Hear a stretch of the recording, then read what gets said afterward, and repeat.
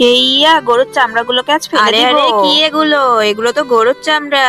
ও দিদি, তুমি এই গরুর চামড়াগুলোকে ফেলে দিলে আরে কেন? ভাই, আর বললো না, বাড়িতে কোনো মশলাপাতি নেই, তাই বলে এত দামি চামড়াগুলোকে তুমি ফেলে দিবে?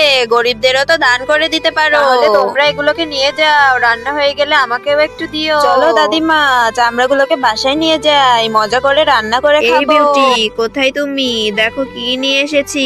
ওই কোথায়, কি এনেছো দেখি তো। এই দেখো, কতগুলো গরুর চামড়া এনেছি। আরে, এত দামি চামড়া তুমি কোথায় পেলে? এক দিদি এগুলোকে ফেলে দিতেছিল। আরে, এই চামড়া খেতে তো একটুও ভালো লাগে না। আচ্ছা ঠিক আছে, এই চামড়াগুলোকে আমি রান্না করব, তখন দেখবে খেতে কতই না মজা লাগে।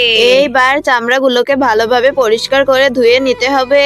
বন্ধুরা, তোমরা তো জানোই চামড়াগুলোকে ভালোভাবে রান্না করলে খেতে কতই না মজা লাগে। তোমাদের সাথে কথা বলতে বলতে আমার রান্নাও শেষ। বুড়িমা, খেয়ে দেখো কেমন হয়েছে।